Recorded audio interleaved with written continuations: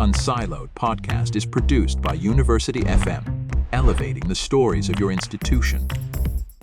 Welcome to Unsiloed. This is Greg LeBlanc, and I'm here today with Paul Eastwick, who is a professor of psychology at UC Davis.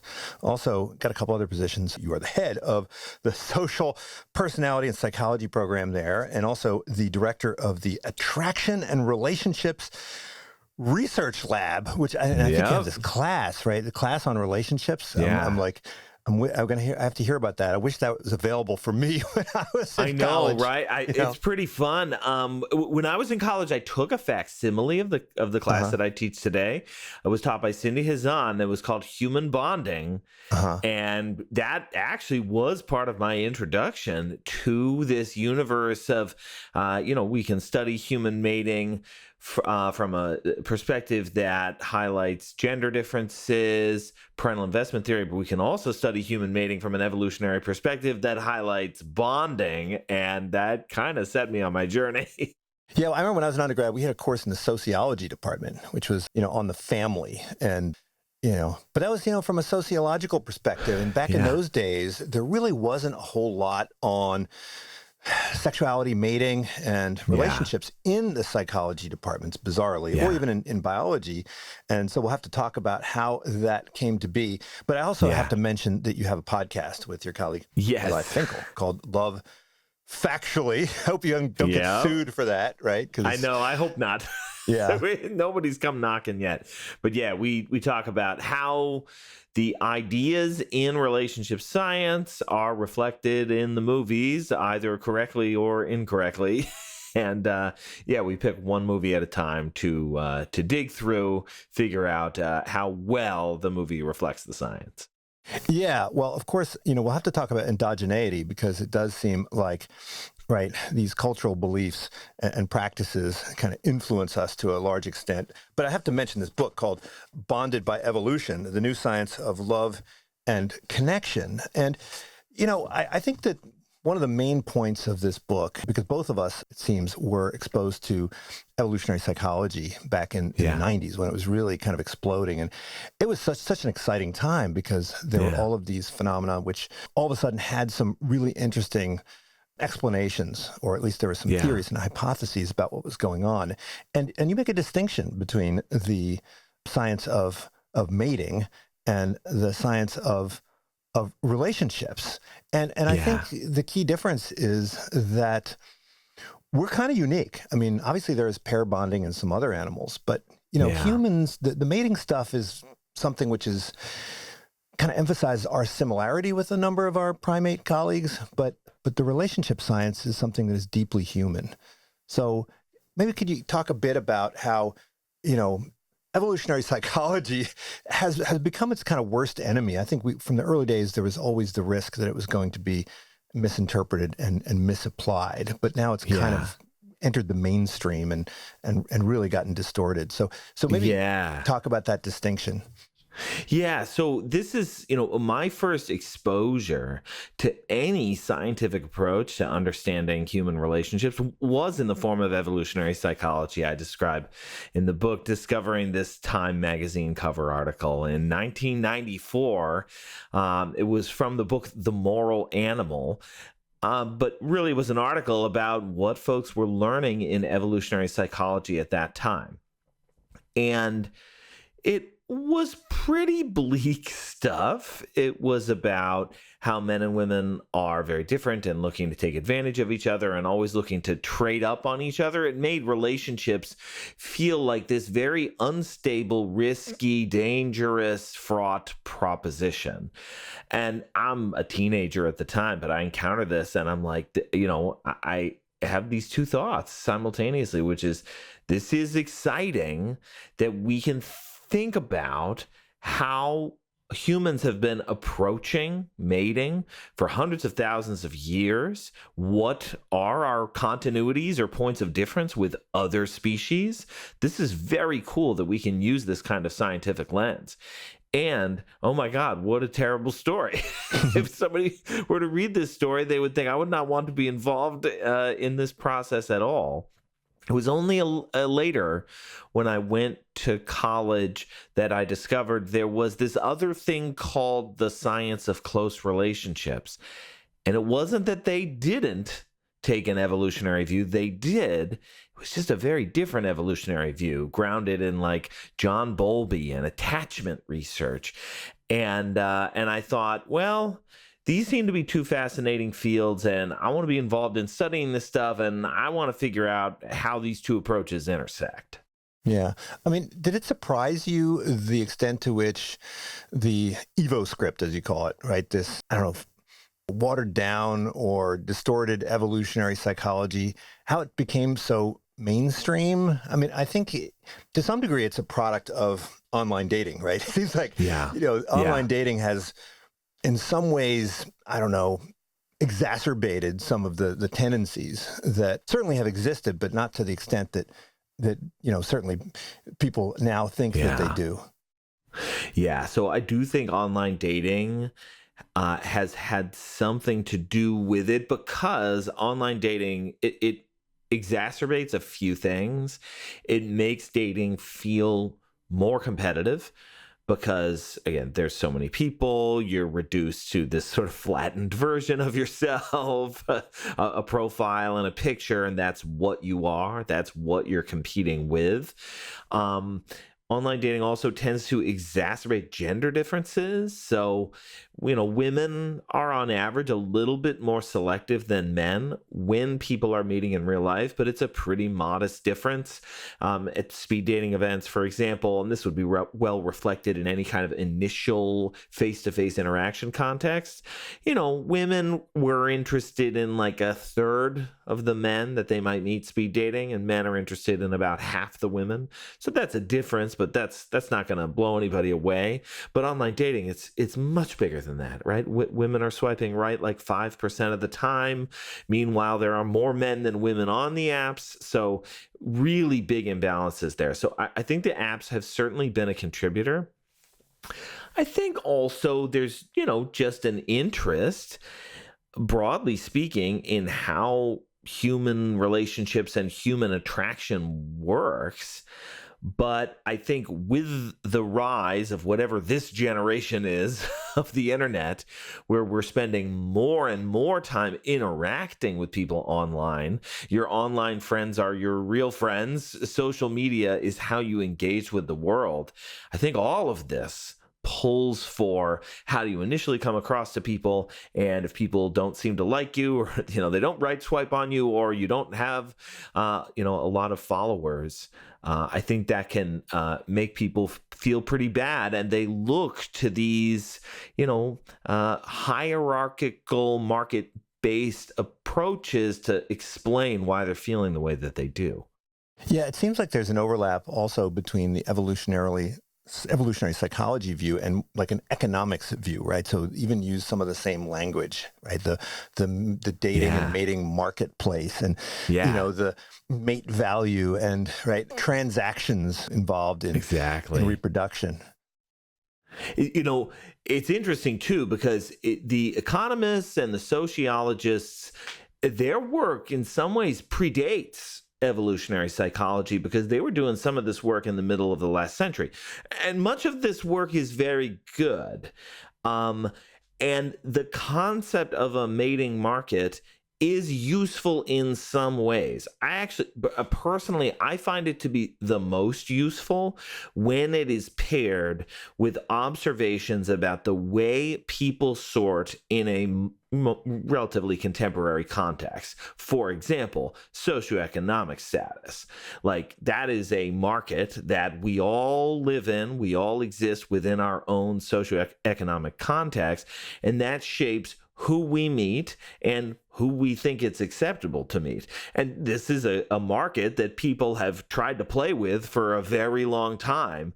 There's really good work in econ showing that when Queen Victoria was hosting the balls during the season, this is what the show Bridgerton is about. that when Queen Victoria was hosting those balls, that was a way of making sure that the rich met the rich, because that was a way to keep wealth consolidated. And when she stopped hosting those balls, the rich went out and started marrying more commoners. So this stuff matters, and thinking about it as a marketplace is useful under some circumstances. My fear is that we have over-indexed on that way of thinking about mating, and there are many contexts and many portions of the human. There are many contexts and many phases of the entire relationship initiation and maintenance process that really don't resemble markets all that closely. Well, I think one of the key tenets of the Evo script is that there is some kind of objective consensus mate value. Yeah. And then you're going to get assortative mating, right? So that if you are at the top of that ranking, you're going to partner off with someone who is at the top of the ranking. And while the criteria that is used for men might be different than the criteria used for women, the A's will be with the A's and the Z's will be with the Z's, right? Yeah. That's sort of fundamental and central to this hypothesis. And, to some extent, I mean, to what extent is that true versus there being kind of, square peg, square hole, right? Round peg, round hole, idiosyncratic preferences. Yeah, right. So this is an important phenomenon, assortative mating. On desirable traits like attractiveness, this is very much a real thing. And we see sorting across the board. So some of it is socioeconomic status, and much of that is based on who people are meeting. But we meet people who fit a range of physical attractiveness levels.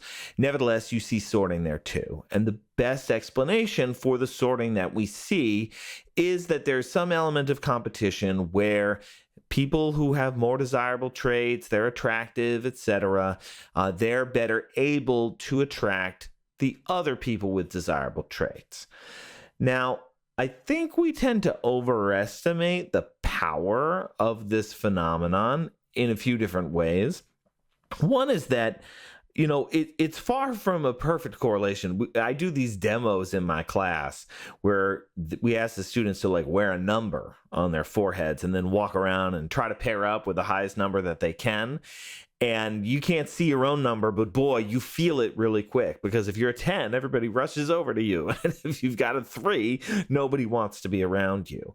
And this is supposed to be like a facsimile of what it's like to date in high school. But the sorting that emerges through this method is far stronger than what we see in real life. What we see in real life, I mean, it's a healthy correlation. The thought experiment that I use to illustrate it is that if you had a woman in front of you and 2 men, and your job was to pick which of these men were her partner, if you pick the one that was closest to her level of attractiveness, you'd be right about 70% of the time. So that's a healthy difference from 50-50, but it's far from determinative. And I think that's just sort of step one in the limits of this phenomenon, because yes, even though we do see sorting on attractiveness, it is far from being the most important component. Yeah, I mean, how much of both attraction and retention of relationships is due to these consensus factors? I mean, and again, I guess it's hard to tease out correlation and causation precisely because, if you are educated, you're probably only going to run into educated people, right? Right. Right. So Exactly. do we have a way of teasing out how much of that is just, selection? Yeah. I mean, we try. We do our best. When you look at things like speed dating, so people meeting for the first time, there is some amount of consensus in people's agreements about who's attractive or even other desirable traits too, like who's confident or even who's ambitious. There's reasonable consensus around desirable qualities like that.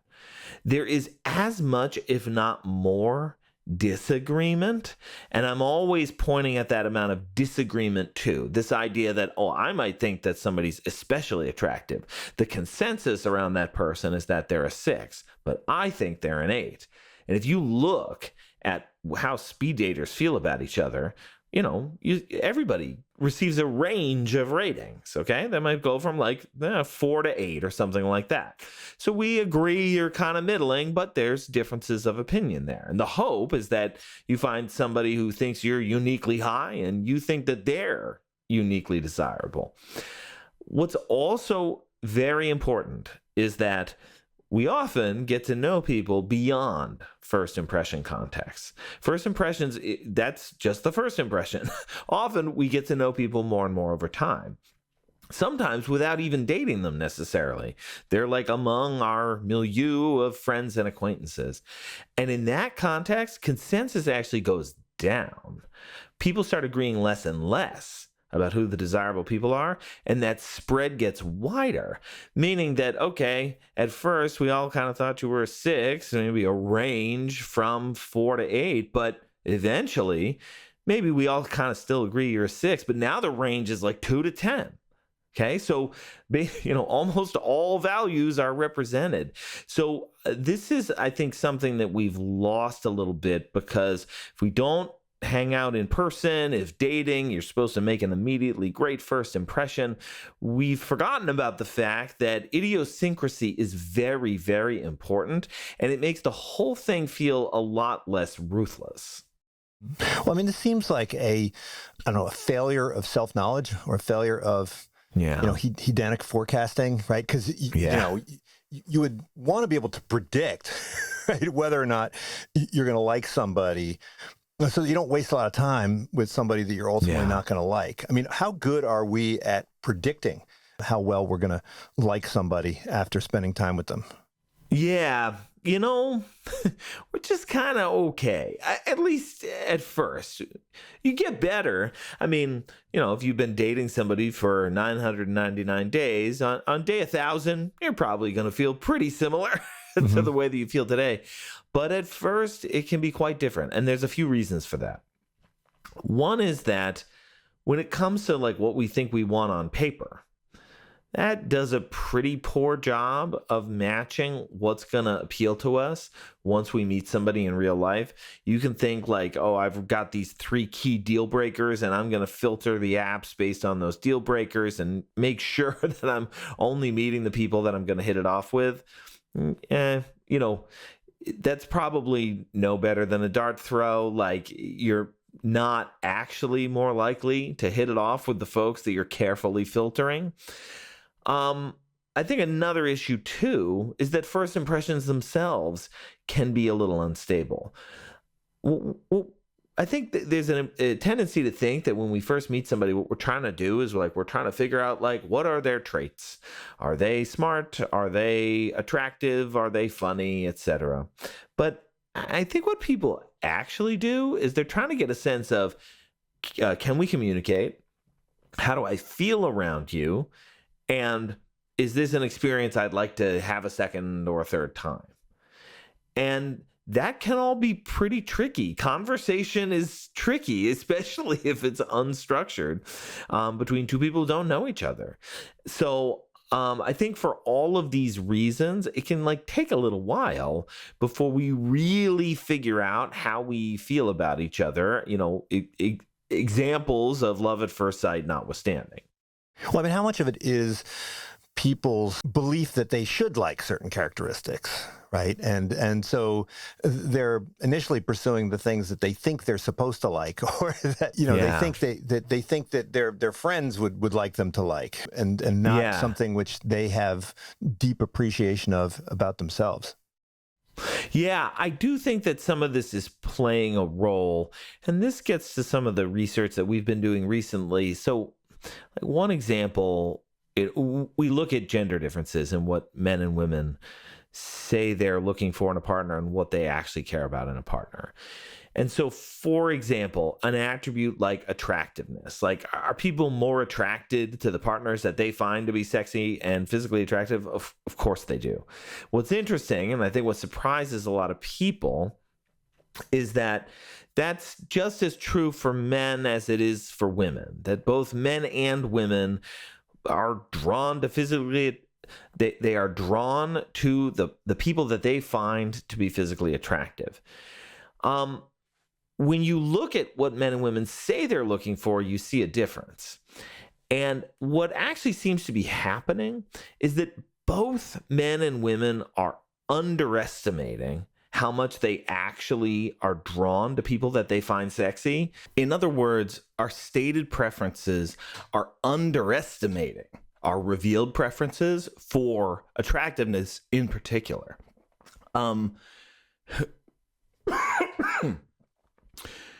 What actually seems to be happening is that women are underestimating more than men. So it's like men underestimate a little bit, women underestimate a lot. That's how they sort of meet in the same place on the revealed side. So I think some of what's happening there is what you're saying, that it's like there's something gauche about saying that you want somebody who's physically attractive, maybe especially for women. So they downplay it when you ask them to report what they're looking for, but the reality can end up being quite different. Well, that's at the initial mating phase, right? But what about at the sort of longer term relationship phase? It seems like those objective things like attraction, we tend to overestimate their importance. Yeah, I think that's right. When we look at how somebody's consensual attractiveness predicts their romantic fortunes, it's going to matter a lot early on. It's not the only thing, but it certainly matters in terms of predicting who's going to, who people are going to want to date at a speed dating event. What I think is fascinating is that the appeal of physical attractiveness wears off sooner than I think a lot of people think.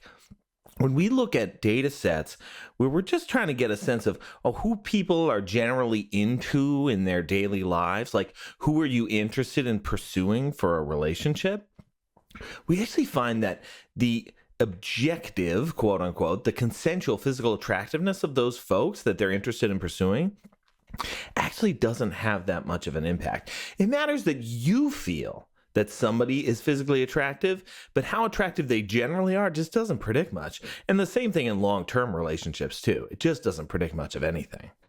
Well, I mean, I think part of the Evo script, as you call it, is there this difference between sort of the things that would induce you to join a short-term relationship versus a long-term relationship, Yeah. right? But I think you're saying that there aren't even sort of objective or consensus characteristics that lead to the success of a long-term relationship.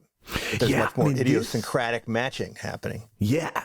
I mean, this was a really fascinating component of the research that we started to wrap our heads around pretty recently. This has only been in the last few years. So it's commonly accepted that some people are going to be initially more attractive than other folks. Again, some of that has to do with consensus, right? We achieve agreement about who has desirable qualities. We can also use machine learning to look at this.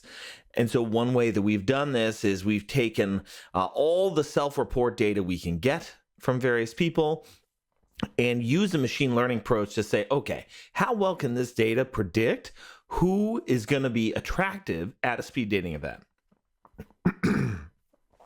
Who is going to be attractive at a speed dating event? When you do that, you can predict, I don't know, like 20% of what's going on, 20% of, who's going to be desirable and who's not going to be desirable. Then we can use that same approach in ongoing relationships, where we again take all of this data about various people who are now coupled up, they're in relationships, all of your personality, anything we might want to assess about you. Now we try to predict how happy your partner is with you. It's the same conceptual question, but now just a different relationship phase. And now we can only predict like 5% of what's going on. Now, I know there's a tendency to think like, emotionally unstable people, you really wouldn't want to be in a relationship with those folks. Or, people who are, generally emotionally unstable people, you wouldn't want to be in a relationship with those folks. Or people who are, intellectually closed off. Like that sounds like a drag. Or disagreeable people. And it's true, there's a small effect of these qualities, but overall, it's just not that much. And that was what led us to realize, like, compatibility, how well two people fit together, that is probably explaining the lion's share of why some couples are happy and some couples are not, rather than this idea that, like, oh, you got the good long-term partner. That's probably not the best way to think about it. Well, look, I mean, one would think that there would be some, I don't know, criteria for evaluating compatibility. Yeah. Right? Before one has squandered a considerable amount of time, right? I mean, it seems to be what you're saying is that we don't have really good indicators. We don't really know, right, what's going to predict that. And so we don't have a good way of kind of matching people, right, on some platform. But, I wonder, you don't talk in the book about arranged marriages, but, for most of human history, we didn't really have a mating market. We kind of, well, we did, but it was kind of the parents that were doing this or whatever. Right. And I'm guessing that they would use different criteria than the kids would themselves, and they would probably think more carefully about things like compatibility. Do we have any data on that? Yeah. No, it's a good point. I mean, the way that I think about it is that, right, historically, parents were more involved. Very rarely was it the case like, oh, your parents are choosing for you and then you like have to go along with it. It's more like it's an important source of information, and maybe the and maybe they're also going to shape how your overall social environment works. So the people you get to meet, the people you might be considering in the first place, are sort of put in front of you by your parents with the hopes that you'll fall for one of them. We're kind of seeing the operation of that Victorian market again. At least that's how I would think about it. Parents are shaping the environment around our kids, and the parents are shaping that environment based on, the groups that they think their kids should be with. Got to get you into Berkeley so you can find a good partner, right? Exactly. So that's all part of it. But I think, too, what parents are trying to do is essentially give you enough options that you start to feel something. And the something doesn't have to be passion. Like, it's a very recent thing that, like, passion has to be this important thing that two people feel for each other before they're, going to decide to get married in the first place. But compatibility can be many, many things. It can be like, we seem to get along and coordinate well. It could be about our easy flowing conversation, but it also could be about like how we get through the day. And often that's what relationships are. It's an interdependent web of goals and preferences and values that two people negotiate together. And it's very hard for people to know how that negotiation is going to turn out until they like really dig in and start to try to do it. Well, I mean, it seems like it wasn't that long ago when most relationships were formed in America, at least, through friendship, right? And through acquaintances. And now, of course, it's mostly online. But it seems like that process is one where the filtration, there's a bit of filtration, not only because the friends will kind of vet the relationship for you, but also it seems like friendship first, relationship second means that you're getting access to certain characteristics that are more predictive of long-term relationship success. Yeah, or at least it's like you're getting a chance to try to build something in the meantime. I mean, I think about relationships, it's like it's not like you're, going to a store and selecting something and saying, this is the best pick for me. It's like an arc, and you're traversing this pathway and you kind of don't know where it's going to go. Are our feelings for each other going to continue to rise, or maybe we're going to kind of stall out?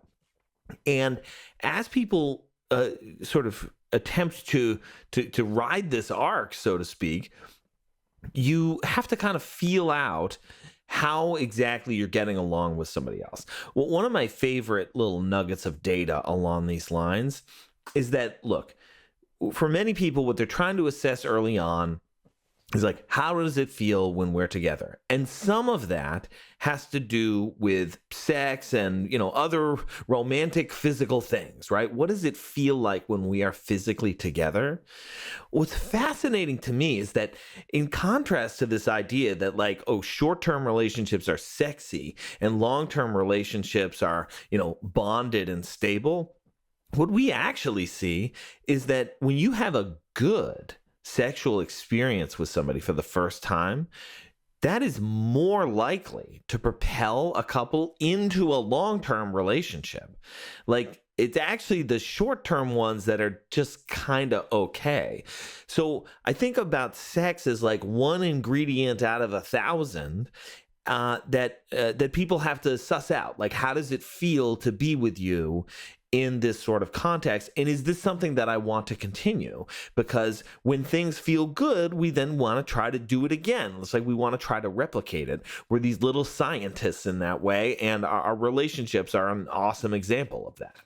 Well, I mean, you also talk about how the things that you're looking for in a relationship, they're kind of endogenous to the relationship. Yeah. Right? So it's not like you decide what you want or what you like, and then you go kind of find it. It's more like you find someone and you hit it off for some reason, and then the things that you value in a relationship kind of change and evolve. I mean, I guess we could think of it as a variant of the endowment effect. Yeah, it kind of is. I mean, the endowment effect is a useful way of thinking about this.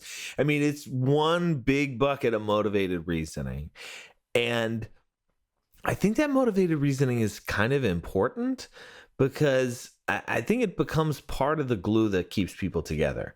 So we think that we have these values and preferences that are separate from our relationships. But what we see over and over again is that when you find somebody that you really like, what you do is you kind of hone in on the 3 or 4 things out of 1,000 or 10,000 possible things that you could bond over. And you start constructing your relationship around that. And again, this can start as friends or acquaintances. Then as you start building, when you discover dissimilarities, what people generally try to do is they compartmentalize them. They say, these things, they're just not that important to us. Maybe it has to do with certain things about family upbringing, attitudes towards money. It can be a whole variety of different things. But what people want to do is they want to feel like their current relationship is essentially irreplaceable. Nobody else would bond with me over foreign cinema in the way that you do. And that these other dissimilarities we've discovered, we have different approaches to money, but it's fine. This is really not that central to us because, we both have, these other values anyway. And I think for the most part, this is a healthy thing that people do this. That's not to say that it can't cause problems down the line. It's not to say that relationships should always do this and people should always be blinded and not pay attention to their partner's faults. But if we didn't do this kind of compartmentalizing and motivated reasoning, I think nobody would ever maintain a relationship with anybody, and that would be bad news. But I mean, that seems to suggest that compatibility is like a social construct, right? It's a joint project. Are there personality characteristics that would, I don't know, make you more capable of constructing this joint culture, right? This little culture of two? Or are there personality characteristics that, make you dig in your heels and say, look, I'm not gonna change my preferences. I'm not gonna like anything different from what I liked on the day of my wedding? Yeah, it's a really interesting question because you can get into the mathematics of all of this can get head spinning very, very quickly. But at a sort of very basic level, if I think about somebody who is avoidant themselves and maybe has issues or resistance to being vulnerable and being open with somebody else, that could present challenges mainly for them. I mean, I'm always fond of pointing out, like, your intimacy challenges, your challenges, being vulnerable, that's mainly going to have problems for you in your experience. Partners can get frustrated with that too. But I'm always advocating, like, yeah, it's worth like looking into therapy for your own sake, because ultimately you'll be happier with your relationships across the board. So I think somebody who's a little bit avoidant could be somebody who has some challenges doing some of that motivated reasoning, wanting to compartmentalize, or wanting to be vulnerable. That's where I'd put my money if I were going to point to anything. Yeah, I like this concept you have of, the culture of two, right? You're creating your own private language, you're creating your own private set of meanings and your own kind of, iconology within this unit of this little binary. Yeah, no, it's fascinating. And we find that these cultures end up being very important. I mean, in the research, we show that when people's pet names or their stories together, their little rituals, when people have the time and the ability to experience those on a daily basis with their partner, they're generally happy with their relationship on those days. And so critically, it's really part of this thing that you build together, and it reinforces why you're together in the first place. I also think that some of the patterns that we build with another person can be the stumbling blocks that then occur later. So many times when we, get into a particular set of habits with somebody, you don't check in at the end of your day. For whatever reason, you've gotten used to doing something because you're used to checking in late in the evening, but now your job timings have shifted, or you have a kid, and so you lose that later time.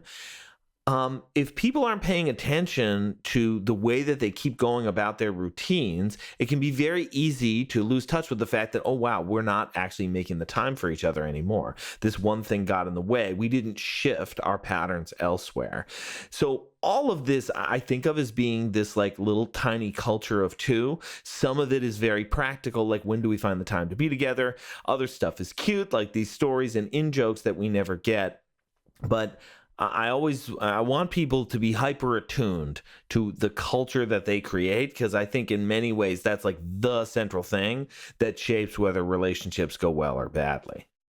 Well, I think you make the claim that you could predict the success of a pair bond based on the extent to which it creates a sense of safe haven and a sense of secure base. I mean, why are those things so important? I mean, it seems like they're important just for human flourishing in general. Yeah, I mean, the need to belong is one of the central ideas in relationship science, which draws from an evolutionary rationale, which is, look, we lived in these small groups. We needed to feel like we mattered to the folks in these groups. We needed to feel like people had our back, but also that we were valued for what we were contributing, for what we were bringing to the table. And the dyad is in many ways the central place that we get our need to belong met. I mean, for many people, the romantic dyad is the primary way that they get their need to belong satisfied. One can get it satisfied from platonic relationships and from other small groups too. And I think all of this was important to what humans were experiencing tens of thousands of years ago. But what we see today, time and time again, is that most people get that need to belong met within the romantic pairing, if they are fortunate enough to be part of one. And a lot of that, what that means is that I feel like this person has my back. They're looking out for me. They're going to be there and try to be understanding when I have failures. And they're going to try to support me and celebrate me when I've had a win. And these are really the central things that make people feel like I belong, I'm safe, and I'm going to be a good contributor here. Well, I mean, are we putting too much pressure on our romantic relationships to be the source of these things? I mean, I would think historically, I mean, it's a bit of a historical artifact that we rely so much on a romantic partner. I mean, I won't guess that we used to have extended families, right? You got your parents there, and you've got your cousins, and you've got all these, you've got your church, and we see that now all of those ties are being frayed. Friendships are shrinking, culture is shrinking, community, everyone's bowling alone, right? So I mean, does that mean we're kind of asking too much of our pair bonds? Yeah, it's interesting. Like this is a a source of debate and discussion among folks who study this topic. And I admit I'm a little bit of two minds, because I believe everything I've just articulated, that today, and I think classically, the romantic pairing has been a huge source of fulfilling people's need to belong, fulfilling their need to attach, fulfilling like they matter, etc. And it is also true that today, in the 21st century, we're seeing this, it's incredible loss of extended family, third spaces, and, we become more and more isolated from the other people in our lives. I think there's evidence suggesting that men are doing this a little bit more than women. In other words, men are the ones who have really lost touch with their broader social networks, and then they really end up going to their partners to have these things satisfied, and then they're really despondent when relationships fall apart. So all of this feels quite risky in a modern context. I totally agree. Whether or not it's easy for people to have a truly distributed system rather than, a central person, I think is up for debate. I mean, I'm fascinated by a lot of the work on polyamory these days. I mean, a lot of this work is showing us some really fascinating things that you can't even begin to understand if you're studying monogamous couples in isolation, right? Studying people's multiple relationships at the same time is fascinating. I think even in those cases, people often feel like there's a central person, like they know who to go to when things are really tough. So I think that having distributed networks is a good thing, because, hey, our romantic partners, they really can't handle all of it. There are going to be times when they're unavailable. But I still lean on the notion that a romantic bond is often going to be a central source of belonging for a lot of people. Well, when you talk about the rise of online dating, and it seems like, on the one hand, the attraction of online dating is driven by the collapse of these kind of friend networks that used to be the source of relationships. But then it seems to also go the other way, because the more time you spend online, right, so the less time you have for friends. So this seems to be a kind of a reinforcing positive feedback loop. Yeah, this has all been one giant self-fulfilling prophecy that's pretty depressing. I wish there were more avenues for the apps to just help people get together in person in general, that would go a long way to alleviating some of these problems. Sometimes what people need to be doing is just hanging out with other people in person, even absent romantic connections. I mean, this is something that I wish I could go back in time and tell myself when I was single many, many years ago, that, the apps make you think like a romantic connection is right there. Like maybe it will be tonight.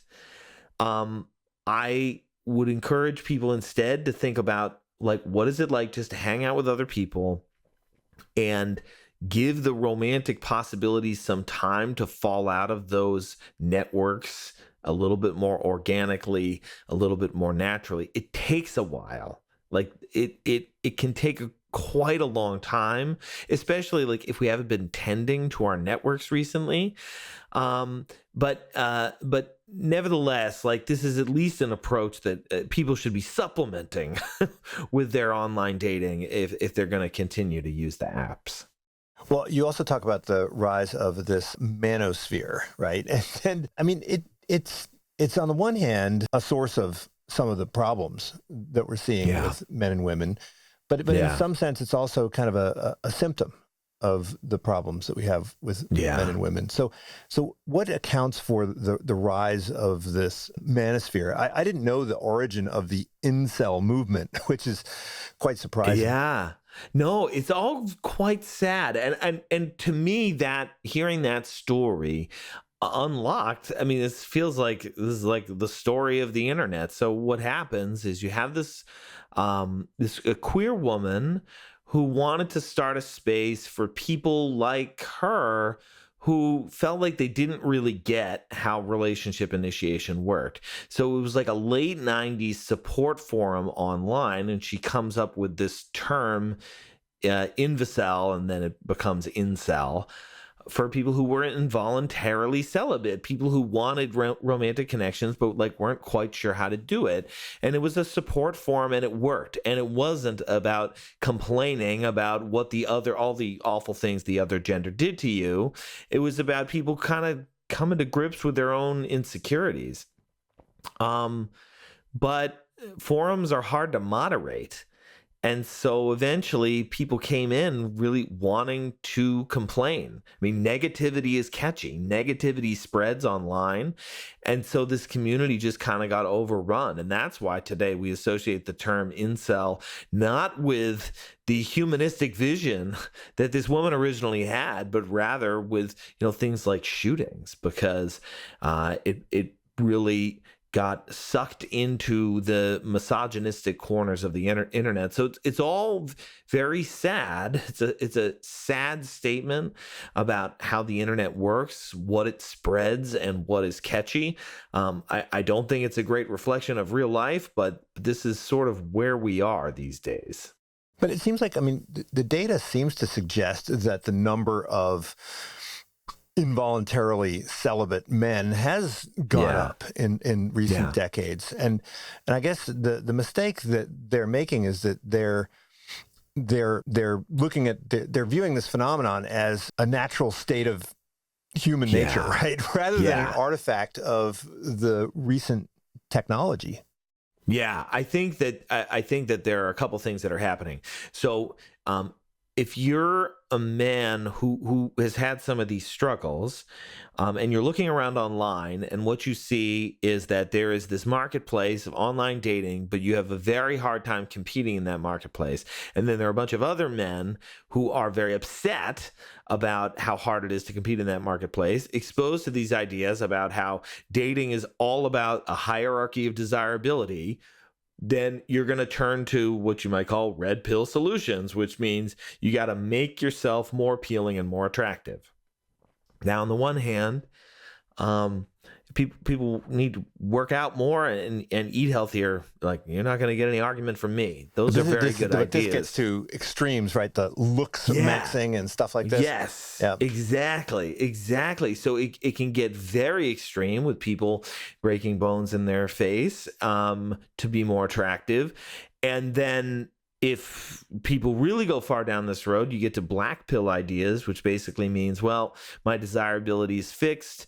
I'm too low. Women will never be interested in me. And this is, I think, leads people to some pretty depressed places and sometimes even violent places too. So none of this is inevitable. None of it has to be this way. It's a misapplication of the evolutionary ideas. It's an overextension of some of these determinist ideas that we have about our own desirability, but it also completely overstates the consensus about how desirable people are. But if you're only spending time online, and if you aren't spending time in live interaction context, if you're a heterosexual man, hopefully it would be in like mixed gender groups. But if you're not part of those things, then you aren't having the experience of how you might grow on some people, or how not everybody thinks that you're absolutely terrible, and that that there are people who would want to spend time with you. So unfortunately, the internet it makes it harder for us to spend time together in person, but it also is very good at spreading the ideas that make you think that the people wouldn't want to spend time with you in person. So, does it make sense to think of this phenomenon as a product of evolutionary mismatch, right? Because, the environment that we evolved for was one where relatively small community, you're going to find a partner, right? It's somehow, right? It's going to ultimately shake out where, everyone's going to be mated up for the most part. Yeah. It's exactly right. It's maybe one of the best illustrations of an evolutionary mismatch, the hyper competitive, extreme market of desirability, with large groups of people, not the environment not the environment in which we evolved at all.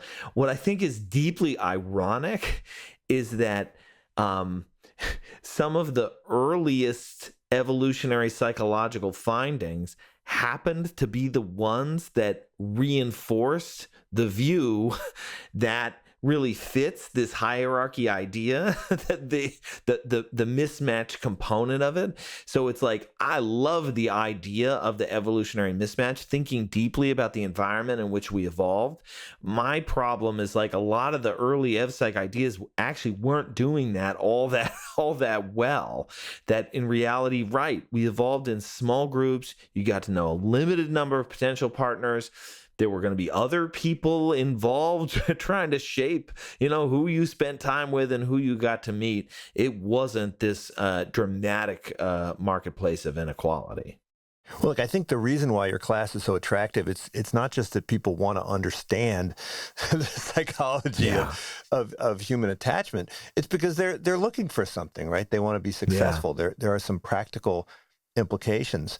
And so, I'm wondering, why don't these folks who are frustrated with the online marketplace seek out communities, right, where the rules are a little bit different, right? I mean, there are pockets of communities in America even where friendships grow and where relationships get formed and people can get to know each other, and the quote marketplace looks very different. Yeah, I mean, I hope we can get to more of this. I think there are all sorts of spaces in a modern urban context that allow this. It could be your average intramural sports league. That was the kind of thing that I did a lot of 20 years ago. But it could be other things too. It could be taking an improv class. It could be, taking any kind of class, really, cooking, dancing. Anything where people are going to interact repeatedly over time, whether they choose to interact with these people or not. And that's really the key thing. I think we have a model of attraction and dating, which is, I get to opt out the minute you don't rise above my dateable threshold. People can do that, but that is not the only way. And the way to avoid those kinds of dramatic threshold cutoffs is to put yourself in situations where you will be interacting with people repeatedly over time. So again, a lot of cities afford these kind of possibilities. It can be exhausting. There's lots of reasons to stay home and watch Netflix, look at our phones. But getting out there again into those kinds of more organic environments, I think can be helpful for a lot of people. Might not be a panacea, but it will be helpful for many. Well, I think another piece of advice that you offer is to loosen your criteria, right? Without thinking that you're lowering your standards. I think a lot of people think that loosening their criteria necessarily means lowering your standards, but it's like saying, okay, I need to have somebody who likes, sports, and maybe it's not that important. Yeah, I think there's we try to imagine what our future life with somebody is going to be like, and we imagine bonding around maybe it's sports, maybe it's some other interest, maybe it's I really hope we're both rock climbing enthusiasts. It's really hard to predict what you're ultimately going to click with. And I think humans are naturally pretty good chameleons. We're pretty good at finding things to bond over with another person. And that would usually be the thing that I would advocate. Like, okay, so he's not exactly what you would have drawn up on paper, but the two of you really seem to have a wonderful time together when you're doing XYZ, when you're rock climbing. Maybe it's never something you've done before, but you did it once with him, and it was a wonderful experience. Like, you never thought of yourself as a rock climber. Like, I would not worry about these things. I think there is a tendency to worry about like, oh, I'm like losing touch with myself. I'm not saying that there's nothing to that idea. There is a natural tension here. But one of the wonderful things about relationships is that they encourage us to do what we call self-expand. People take on new identities, interests, preferences when we're getting to know somebody else. It's a beautiful thing, and people will ultimately be able to sort out what works for them. So I think loosening the criteria, but it's not like, oh, I'm just going to take whoever comes along. Like, that's not a recipe for success, certainly, but just being open, like open to different new experiences, not narrowing the field down and ruling people out before you've actually like kind of given them a chance. And are there any age effects? Do people get better at or more open over time or more kind of closed over time? That's really interesting. I haven't seen anything one way or the other. The most pronounced age effect that you see is just generally that as couples get into their 30s and 40s, that's sometimes a hard stretch. Work demands are tough. Kids can be tough. And so oftentimes satisfaction dips in that area. If anything, it seems to get better as people get a little bit older. Maybe as they're nearing the end of their work life. But this idea that like people gain some self-insight, learn more about what it is they're looking for. It's a very intuitive idea. It's actually remarkably hard to gather the evidence to test it well one way or the other, in part because we actually only do an okay job of testing people across multiple relationships over time. So if you were doing okay in this relationship and now you move to a new relationship, what is it that made it better the second time around? Actually, we don't have a great sense of that. Well, I teach courses on venture capital, and one of the things that we talk about is failing fast, right? You don't want to spend 8 years on a company that's going to fail. So the venture capitalists devised all sorts of experiments that the founders can run early on in the process. That's so really that they interesting. don't, waste a lot of money and time. Is there a similar way that people can, stress test their relationships relatively early on so that they don't waste an enormous amount of time pursuing dead ends? It's an interesting idea. But ultimately, I think I'm more pessimistic than optimistic about this idea. The version of it that sounds promising to me is the version that goes like, well, we know initial impressions are unstable.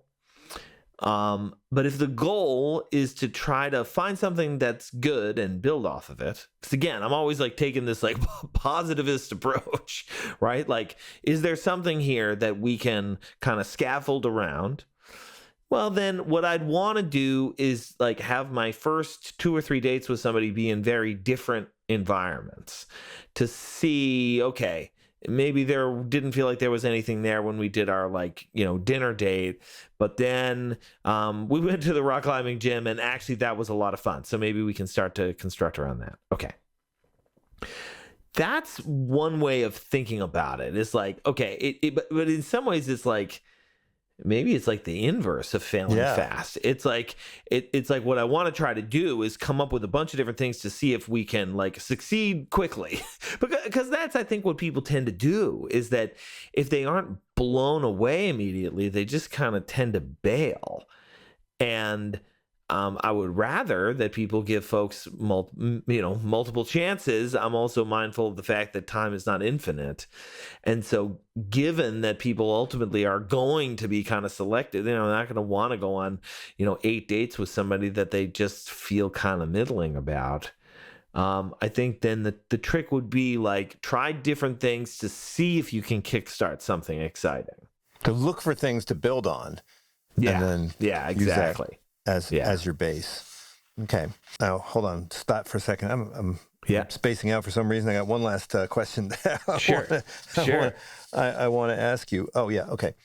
So, I mean, do you think at the end, we in economics, we often wonder whether exposure to economics, right, makes you more selfish and, makes you more transactional. Fascinating. And so I've always wondered if that was true about the study of evolutionary psychology, whether exposure to it kind of makes you think about mating in a different way. Now, of course, I used to go to these conferences all the time with the behavioral psychologists and evolutionary psychologists, and their behavior did not seem to match the grim view that they had of the folks that they studied. They seemed to be very nice people and in long-term relationships and so forth. So maybe it's not true, but it does seem that people's preferences, when people don't really know what they want or what they are looking for, they're kind of fish around in the culture and look for some guidance. And now that evolutionary psychology has gone mainstream, do you think it's kind of shaping the way people approach relationships?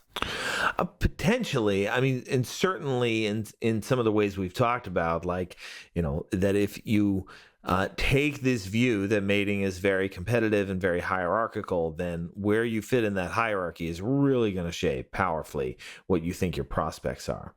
I think there's another element too, and this is some of the research that we're doing in our lab these days, looking at when people hear messages that a certain thing is biological or evolved, what do they do with that information? And I think it's very common for people to hear that something is biological and think, well, I guess there isn't much I can do about that. Deterministic, right? Yes, exactly. It's like determinism light, because we can all know full well that no, there's not like a gene that, makes you attracted to this kind of person or a gene that makes you unsuccessful. We know it's like many genes and it's a complex interaction of genes and environment. We all get this. Nevertheless, when you tell people something's biological, they're a little bit more likely to think, I guess that means it's going to be harder to intervene.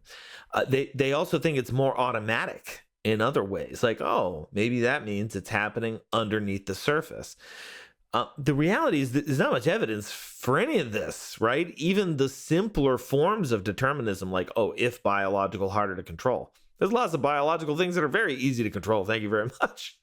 There's a lot of learned things that are very hard to control. So knowing that something is evolved or learned, it doesn't really tell you much of anything about what you can do about it. But I think a lot of people think that, like if something is evolved, it like feeds into like a regressive worldview. I don't think it does. I think this is like a philosophical block that a lot of us have, including the scientists. And so this is why we want to kind of understand, hey, what is it about hearing something's biological that makes you think that you can't change it? And how can I try to counteract some of that? Well, one would hope that exposure to relationship science would also change the way people behave. Right. And so I'm wondering, have you had any relationships, long-term marriages come out of your class? Oh, there's certainly been long-term relationships. Oh, yeah, that have come out of the classes. Absolutely. I mean, with so many people in the classes. I mean, sometimes it's funny. You see this happen where, students will be coming to class and then by like halfway through the class, and they're bringing their partners, which is kind of adorable. Right.